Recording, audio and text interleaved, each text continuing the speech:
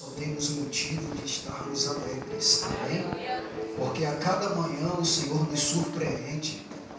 A cada manhã o Senhor nos direciona por um caminho estreito, mas que o fim é caminho de vida, porque o cuidado de Deus com o seu povo é grande. Amados, eu talvez seria a pessoa menos indicada para falar desse assunto, Israel, nessa noite. Talvez teria outras pessoas mais capacitadas nesse recinto. Mas tendo obtido por Deus a misericórdia de tal encargo, nos cumpre fazê-lo, não é verdade? Eu peço aos irmãos que abram a palavra do Senhor no livro do profeta Ezequiel, no capítulo 36 e o versículo 23, amém? Eu amo muito, não sou pregador não, amados. Eu gosto de falar daquilo que eu estou vivendo, entendeu? Eu gosto de falar da Bíblia, porque até então estou me esforçando para viver a Bíblia, porque se eu não estivesse vivendo, no convite eu ia dizer logo, ó irmão, para mim não dá não. Porque pregador, ele não é pregador a qualquer custo. Pregador é aquele que sofre primeiro na pele, entendeu? As aflições da palavra. Deus levanta o profeta Ezequiel e disse, olha, tu vai dormir de lado. Tu vai pegar um tijolo e vai fazer o cerco simbólico de Jerusalém.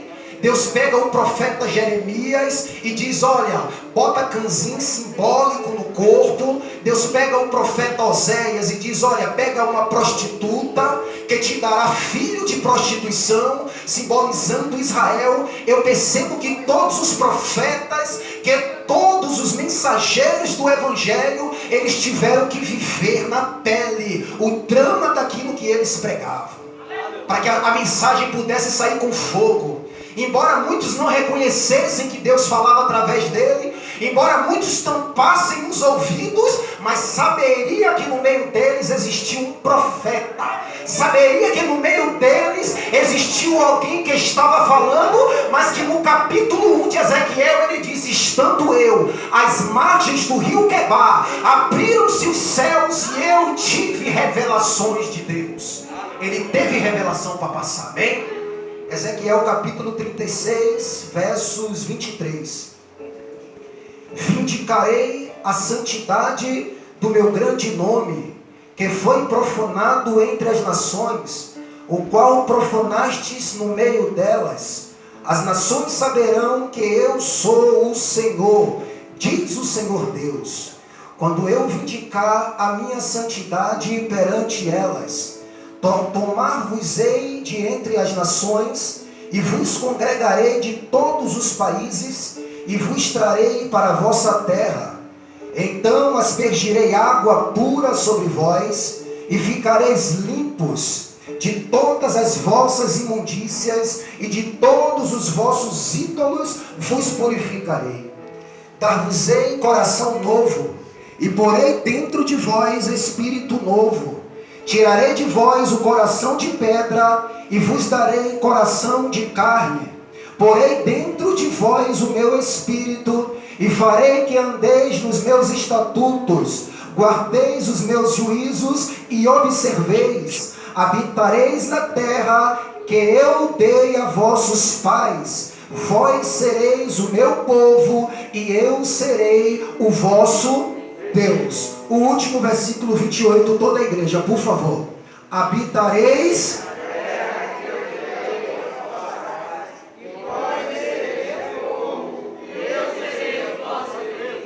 até aí, amém? Pode se sentar.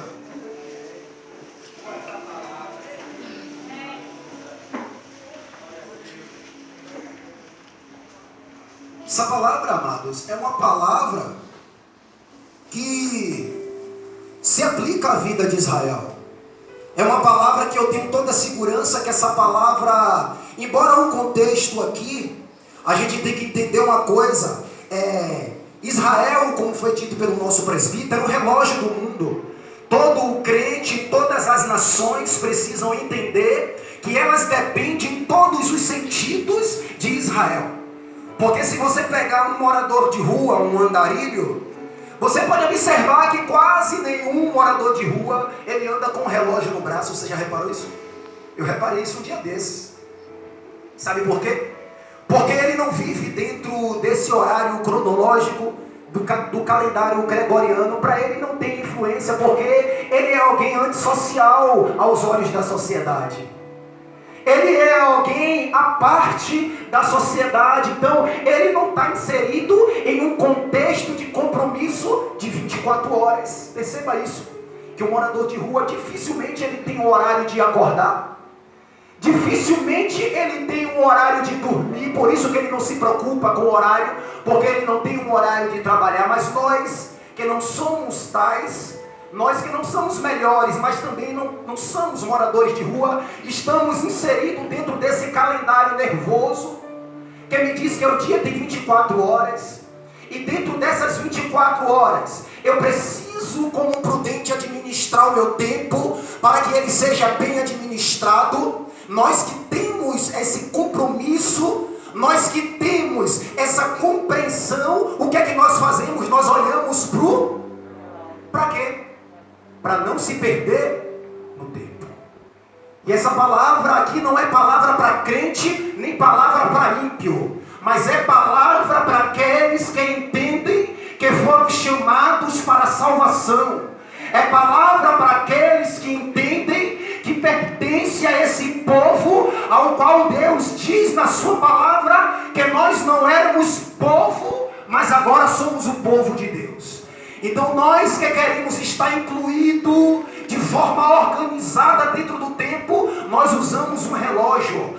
Todo homem, toda mulher e todas as nações que quer estar enquadrado nos acontecimentos dos últimos dias, precisa olhar para Israel, precisa observar os acontecimentos que tem acometido e derrodeado aquele pequeno pedaço de terra, mas que é um dos pedaços de terra mais cobiçado do planeta.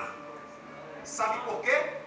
Aí se cumpre a palavra: tudo que Deus dá é bom, nada é recusável. Quem deu um pedaço de terra a Israel? Deus, em Abraão. A palavra de Deus disse: do Senhor é a terra e a sua plenitude, o mundo e os que nele habitam. Ele se agrada de Abraão e diz: Abraão, a tua descendência darei todas essas campinas. Mas só que há um processo. Você precisa entender uma coisa: tudo que é de Deus passa por sofrimento. Você já entendeu o porquê até aqui a tua vida no Evangelho tem sido debaixo de aflições? Muitos não têm recebido o seu chamado, muitos têm dito que você é crente de farsa, porque não acredita que o teu levantamento veio daquele que é poderoso para garantir o teu chamado. Amados, Deus chamou Israel para confundir a terra. Deus chamou Israel para confundir os seus inimigos. Israel era laço. Deus disse: olha, farei com que todas as nações trema e se espante diante de ti, porque vós não vais sozinho, vós carregará o meu nome. Aí quando eu paro para entender desde o início a história da formação de Israel, o apóstolo Paulo disse: observai entre vós, que não foi muitos de vós nobres que foram chamados pelo Senhor. Não foi muitos de vós de poder aquisitivo na sociedade que foi chamado pelo Senhor.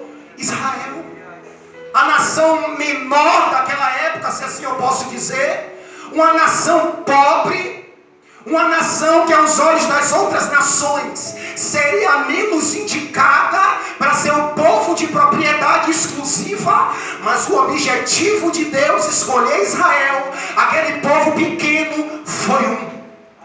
Deus disse no capítulo 36 de Ezequiel: não é por amor de vós tão somente, mas é pelo zelo do meu nome.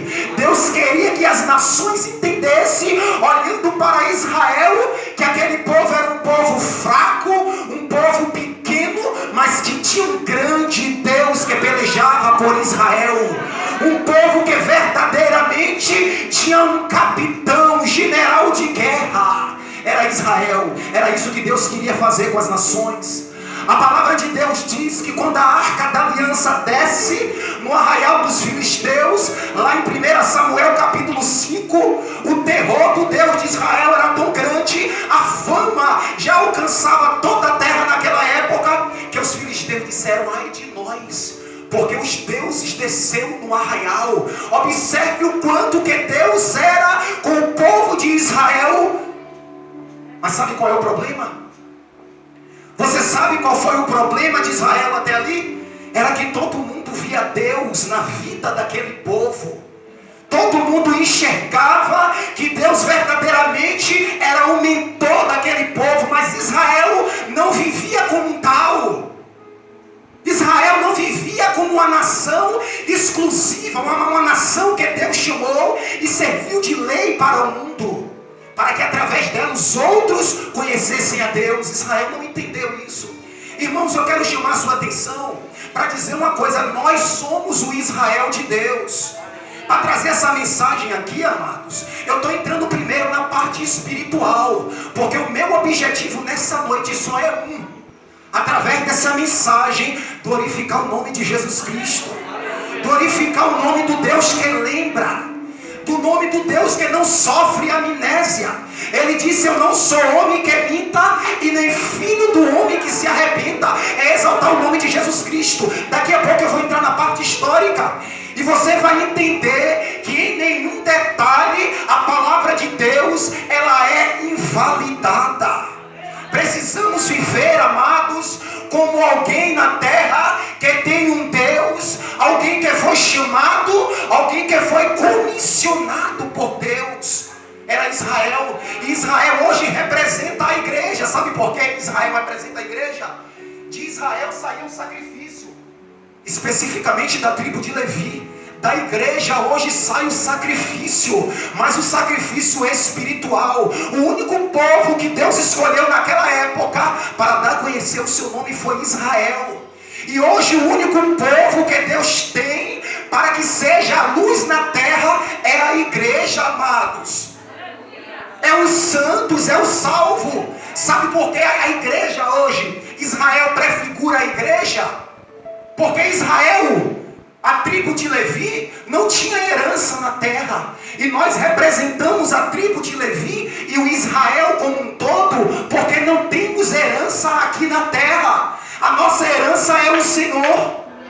E assim o povo de Israel vivendo, foi lido aqui um texto que diz: orai pela paz de Jerusalém. Nós temos que orar pela paz de Israel. Temos que lembrar de Israel nas nossas orações, sim, claro. Mas temos que lembrar uma coisa: a paz de Israel, a paz para se haver em Israel, é algo muito difícil. Sabe por quê? Porque a paz de Israel estava inteiramente ligado com a sua fidelidade ao seu Deus. A paz dentro dos muros de Jerusalém, porque se você ler o contexto da Torá, você vai ver que são condições que Deus dá ao povo de Israel. Aqui foi falado dos 70 anos de cativeiro. Houve condições para que aqueles 70 anos de cativeiro se cumprissem. Deus tinha dito a Israel: ó, se vocês andarem nos meus estatutos, se vocês guardarem os meus sábados, se vocês amarem a minha lei. Entenda o que Deus requer de nós, amado. É algo que não está fora do nosso alcance. É coisa que Ele tem ministrado todo dia na congregação.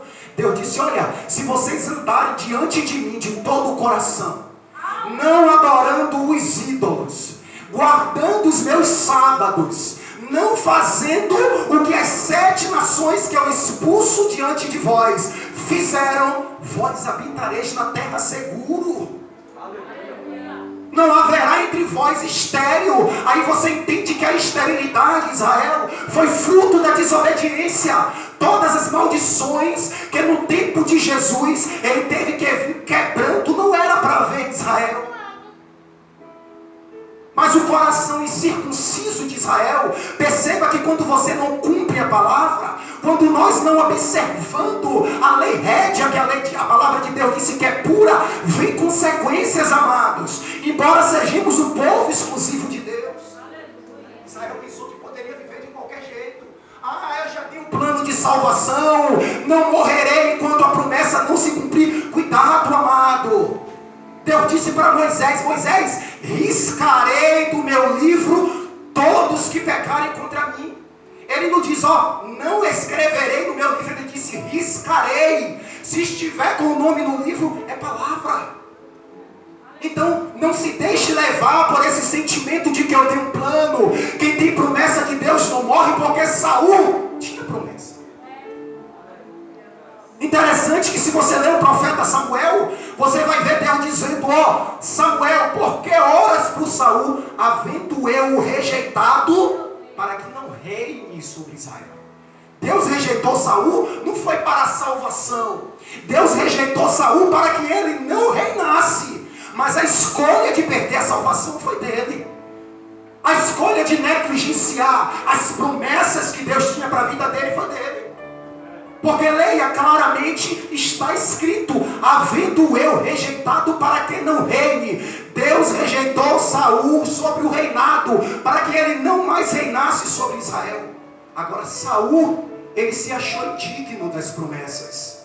Saul, ele quis brincar com Deus. Logo no início do seu reinado, ele quis confundir as coisas. Então repare como o rei naquela época tinha o poder de influenciar toda a congregação.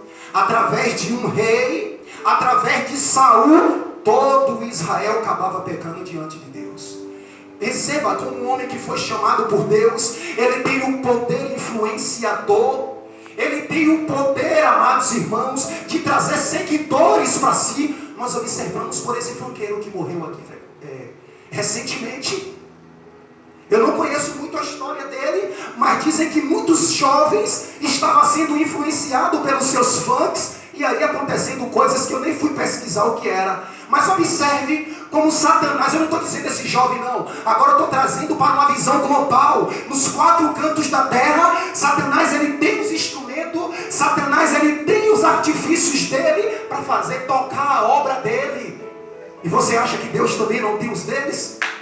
Você pensa o quê? Que Deus está em pé do trono, saiu do trono, está desesperado, poxa, porque o movimento LGBT não sei o que, o movimento machista, tal movimento, tal guerra em Israel. Você pensa que Deus está preocupado? Ou você pensa que Deus perdeu o controle? Que Ele não habita em um alto e sublime trono e tem o coração do rei nas suas mãos, diz a palavra de Deus? Amados, nós temos que entender uma coisa, amado. A nossa vida longa na terra, o nosso bem-estar na terra, como um homem de Deus que tem me chamado, só é bem sucedido quando nós atendemos a voz do Senhor. Porque a palavra de Deus não pode ser invalidada. A palavra de Deus não pode ser substituída por aquilo que eu penso. Repare, perceba, agora aqui eu vou entrar na parte histórica. Que Israel não foi chamado para acontecer com Israel o que está acontecendo agora. Não era para acontecer com Israel essas guerras que estão acontecendo. Porque como a irmã Neiva falou aqui, uma das notícias que estão soando nas manchetes dos jornais é que a causa dos 11 dias de conflito em Israel foi por causa do despejamento de uma família que habitava na cidade velha de Jerusalém. Essa família, por ser despejada, começou a haver um conflito. Alguns estão dizendo que foi isso. Mas se você voltar um pouco mais na história, na formação de Israel, se você voltar no plano das alianças de Deus com Israel, você vai ver que o motivo primordial não foi esse não, amado. Você vai ver que desde a antiguidade, Israel vinha sendo dominada por nações e mais nações, a ponto que a primeira diáspora, que quer dizer dispersão, o primeiro motivo que Israel teve que abandonar sua pátria, sair da sua terra, que Deus disse, habitareis nela seguro, eternamente, mas o pecado rouba as promessas de Deus. Isaías 59, versos 2, o pecado faz separação entre vós e o vosso Deus. A palavra de Deus disse, andará os dois juntos se não houver acordo? Não, amado. Mas Israel não queria acordo com Deus. Israel não queria andar junto de Deus. Sabe o que é que Deus fez? Deus levanta o profeta Jeremias para profetizar 70 anos de cativeiro. O irmão Paulo falou. Você sabe o que é que representava aqueles 70 anos de cativeiro? Olha a fidelidade de Deus, amado. E não querer que nada da palavra dele caia por terra. Quando Israel é levado para a Babilônia, 70 anos de cativeiro, Israel tinha aproximadamente, não é exato, aproximadamente 490 anos habitando na terra.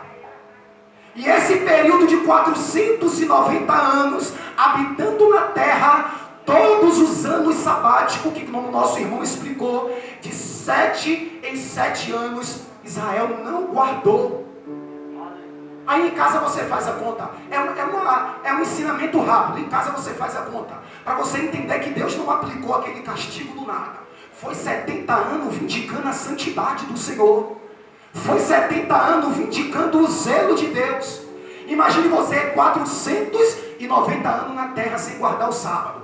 Quando Deus chama Israel, que leva em 3 invasões que Nabucodonosor faz em Judá, e leva e fica 70 anos, aí em casa você faz a conta.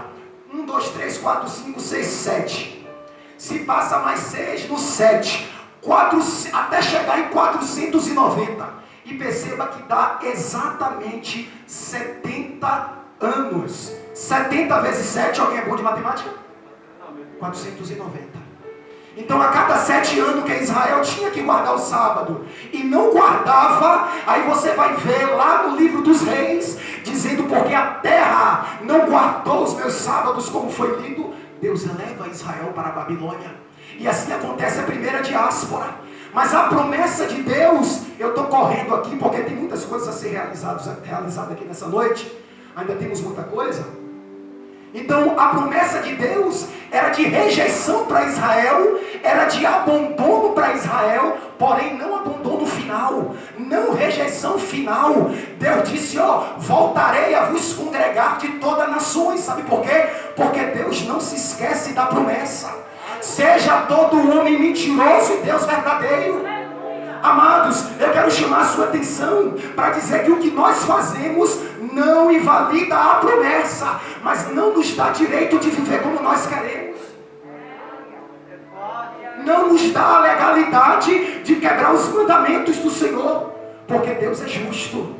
Deus cria situações, coisas que nós cometemos há 20 anos atrás, quem sabe pagamos a consequência hoje, porque Israel brincou,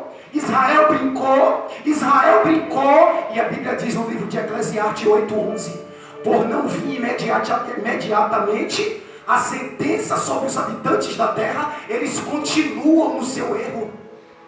Aí sabe o que acontece, amado? Israel teve 2 diásporas, vamos correr aqui. A primeira com Nabucodonosor, 70 anos, mas a segunda é mais rigorosa, sabe por quê? Porque a primeira eles negligenciaram a lei de Moisés, mas na segunda eles negligenciam o próprio Cristo, o Deus que desceu e se fez homem. Ele diz: não queremos que você reine sobre nós, não recebemos o teu reinado messiânico, como foi dito por nossa irmã Neiva. Israel rejeitou Jesus Cristo. Jesus disse assim: Israel, se vocês soubessem o tempo da vossa visitação e a oportunidade que te é vinda, chegará um tempo que levantarão sobre vós tranqueira. E não é que isso aconteceu, amado? Porque, amado, dura coisa é o homem rejeitar o evangelho da salvação. Jesus não veio pregando teorias, Jesus veio trazendo a mensagem que Israel no Antigo Testamento não conseguia cumprir. Jesus está dizendo: eu sou a lei viva para vocês, cumpra-me, viva-me, aproxime-se de mim, sugue o que eu tenho, porque tudo o que eu tenho eu trago do Pai. Sabe o que aconteceu? Israel virou as costas. Jesus disse assim: eu venho em nome do meu Pai e vocês não me acreditam. Se outro vier em seu próprio nome, vós acreditareis. Jesus está fazendo alusão a quem? Alguém sabe dizer? Ao anticristo. Porque o anticristo ele virá no seu próprio nome, trazendo para Israel liberdade política, trazendo para Israel liberdade religiosa, mais liberdade econômica do que Israel tem, porque é um país próspero. Em 73 anos de criação é um país próspero. Isso aqui é só uma introdução para você sentir sede de buscar mais a história de Israel em casa. Vamos correr aqui. Sabe o que acontece? Na primeira invasão, Israel ficou fora da terra quantos anos? 70 anos. Na segunda, sabe quanto Israel ficou, amados? aproximadamente 1900 anos sem o objeto de culto que era o templo, sem o sacrifício, sem a adoração, disperso por causa da desobediência da terra, que Deus tinha dito: darei a vós perpetuamente. Observe como Israel perdeu a terra, perdeu a legalidade de viver em paz. É por isso que eu disse que a paz em Jerusalém é algo difícil. Resumindo, Israel passou por vários domínios. Em 1917, Israel foi dominado pelo Império Turco-Otomano, dominado pelos árabes. Mas por volta da Primeira Guerra Mundial, escute, em 1917 os turcos dominam não Israel, dominam a terra. Porque Israel naquela época já tinha sido espalhado por todo o mundo na invasão dos romanos. Os romanos invadem Israel na época, no ano 70 depois de Cristo. Israel todo é disperso pela América, pela Europa, Estados Unidos. Então quando os turcos em 1917 alcançam as terras de Israel, Israel fica no domínio otomano, como foi falado aqui nessa noite. Várias nações árabes dominou a terra de Israel, mas contudo o plano de Deus era para que Israel voltasse a congregar na terra, voltasse de novo das nações para a qual eles foram lançados. Em 1922, por aí no fim da Primeira Guerra Mundial, o Império Otomano cai pela decadência da Primeira Guerra, juntamente com a Alemanha, que estava em parceria com o Império Turco-Otomano. Aí você entende porque os judeus é um povo tão perseguido, porque mesmo disperso pelos quatro cantos da terra, Deus não abandonou a Israel.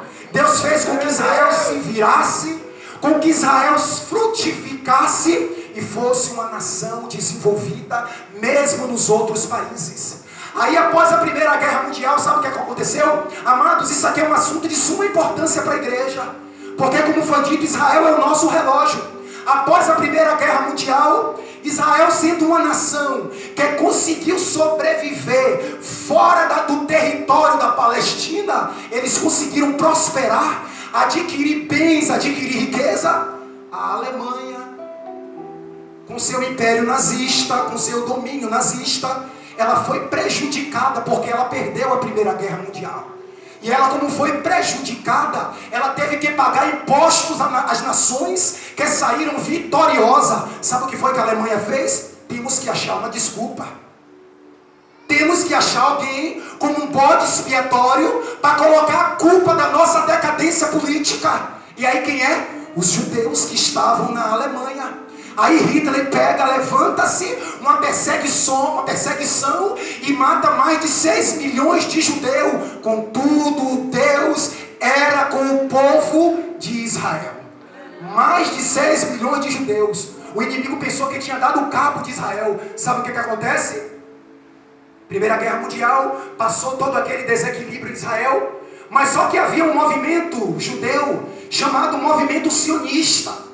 Eram os povos que foram dispersos, mas mesmo assim acreditava que a promessa de Deus era de voltar a trazer Israel para a terra, de voltar a congregar Israel em um estado independente.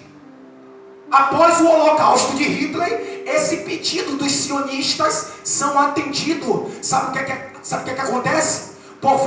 Depois da Segunda Guerra Mundial, por volta de 1945, quando o Império Otomano cai, o domínio de Israel passa a ser da Grã-Bretanha ou da Inglaterra. Vamos botar Grã-Bretanha.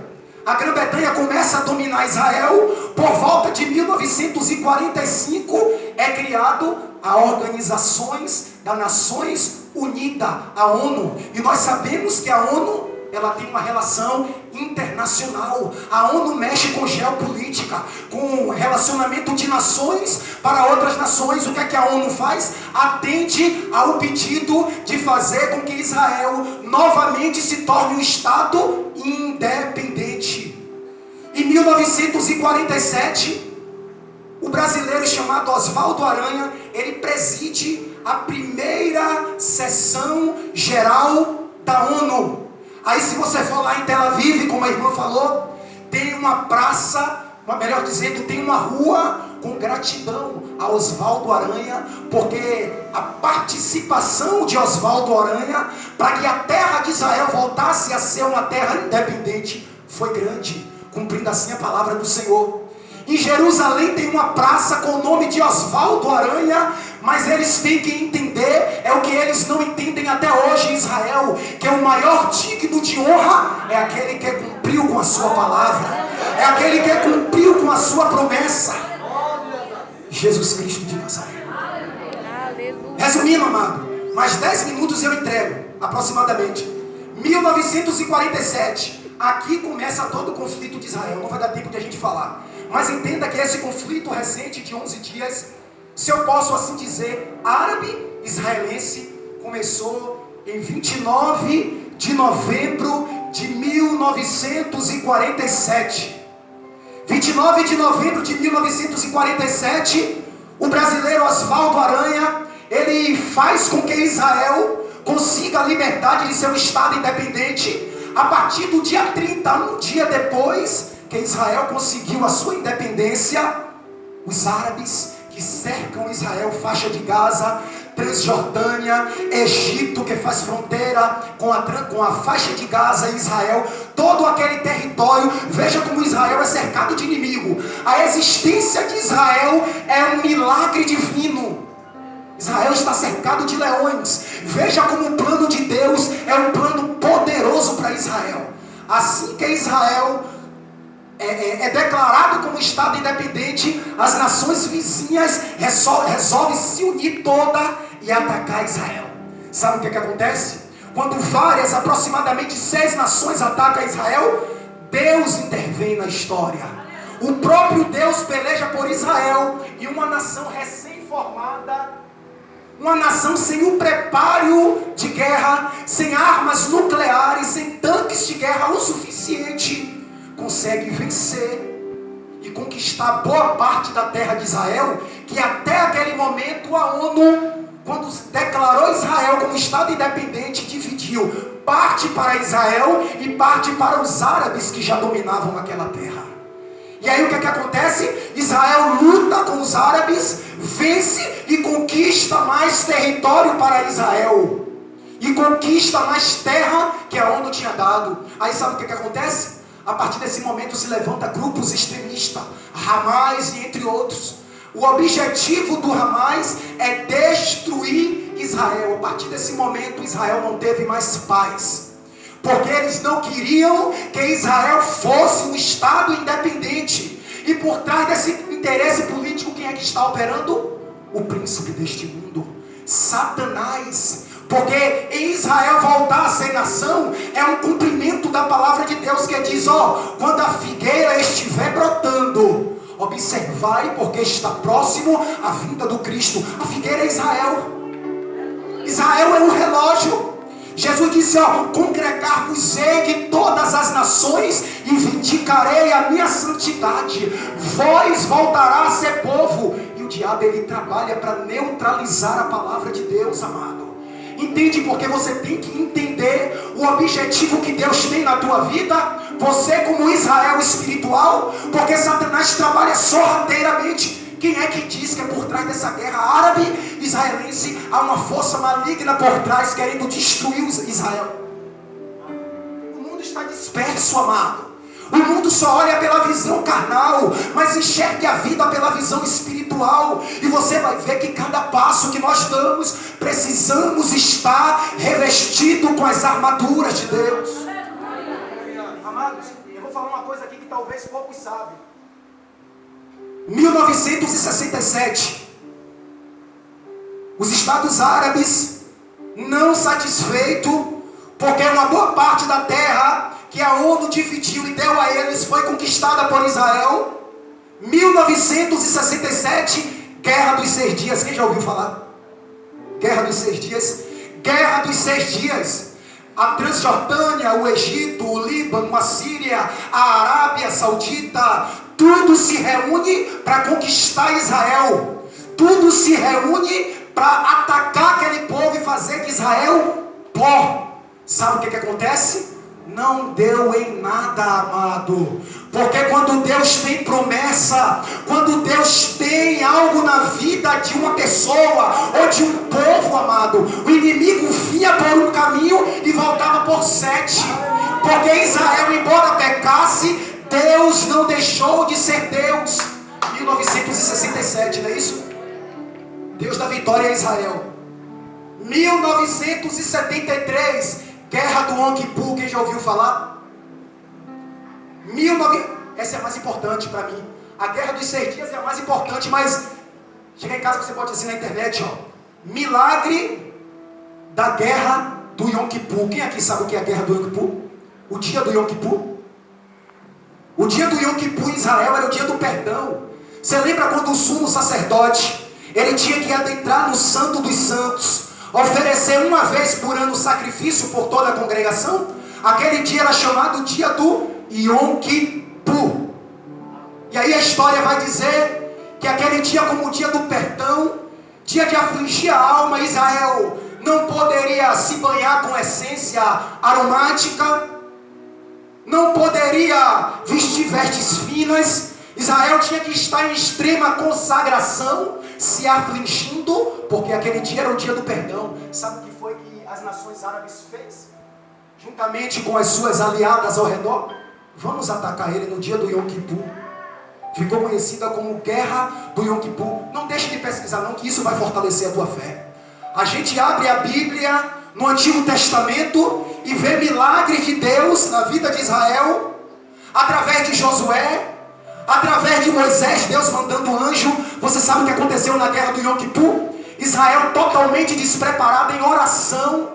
A história vai dizer que pela faixa de Gaza, pela colina de Golã, por várias áreas estratégicas de guerra, pelo Sinai, as nações aliadas vêm contra Israel, começa a pelejar. Israel é uma fera, não se rende, porque Israel tem um dos exércitos mais bem preparados do mundo. Para você ter uma ideia, nessa guerra agora de 11 dias, Israel só perdeu 12 pessoas, mas os árabes perdeu 200 e poucas, se não me falha a memória, não foi? Sabe por quê? Israel, como um exército mais bem preparado, Israel tem um sistema de guerra antimíssel, que os árabes lançavam os mísseis. Esse sistema de guerra que Israel tem se chama Iron Dome. Vocês ouviram isso? Iron Dome, ou domo de ferro. As nações árabes lançavam míssel. A inteligência que Deus deu a Israel é tão grande que Israel lança um sistema antimíssel e no ar destrói os mísseis que os árabes lançavam. Aquela máquina chamada Iron Dome, ela em um raio de 9 segundos, ela caracteriza, ela figura onde o míssel dos árabes vai cair. Se for em uma terra deserta, se for no mar, eles deixam cair. Mas se for na cidade de Jerusalém, ou em qualquer outra cidade povoada, eles liberam o sistema antimíssel. Aí você entende o porquê Jerusalém não sofreu tanto estrago comparado à quantidade de míssil que os árabes lançou. Guerra do Yom Kippur, as nações se voltam, Jerusalém orando, combate o povo de Israel. O povo de Israel não se entrega. Quando o povo de Israel estava com 3 tanques de guerra, cercado de todos os lados, a história vai dizer que Israel, ele agora se lembra da promessa que Deus tinha e clama ao Deus excelso. Você sabe o que acontece? Do nada, as nações árabes e as suas aliadas dão as costas e saem e deixam Israel em paz. Quando foi no dia seguinte, foram entrevistar o comandante da Síria, dos árabes, e disseram a eles: não entendi, porque vocês com a vitória nas mãos, vocês deram as costas e abandonaram o povo de Israel. Eles disseram: quando nós estávamos indo para conquistar a terra, isso há 45 anos aproximadamente, quando nós estávamos para ir conquistar, fazer com que Israel, como um estado novo, fosse destruído, nós vimos descer no arraial de Israel anjos pelejando por Israel e fizeram com que eles voltassem. Eles viram a mão dizendo: pare, e eles pararam. Pesquise, não é historinha não, amados. 45 anos, coisa recente. Aí a gente entende que adiante daquele exército tem um capitão. Amados, não vai dar para eu entrar, mano, na história, na parte histórica. A parte espiritual foi a introdução. Mas o que eu quero dizer a você, amados, o que Deus tem para nossas vidas é real, amados. Precisamos nos preparar, porque Jesus está voltando. Jesus disse, olha, Ele não deu dia e nem hora, mas Ele deu tempo e época. Ele disse, olha, quando ouvir de falar de guerra, ouvir de falar de rumores de guerra, ouvir de falar de terremoto, abrir os olhos, porque está próximo. E eu estou vendo muito crente dormindo. Eu estou vendo muito crente acomodado, pensando que o céu é de algodão doce, pensando que eu vou entrar de qualquer maneira, mas ainda é tomada força, ainda é tomado por renúncia.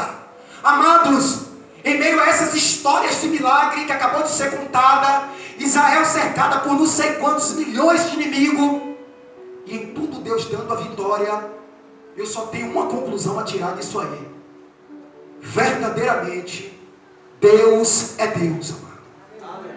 Verdadeiramente Deus não é um homem.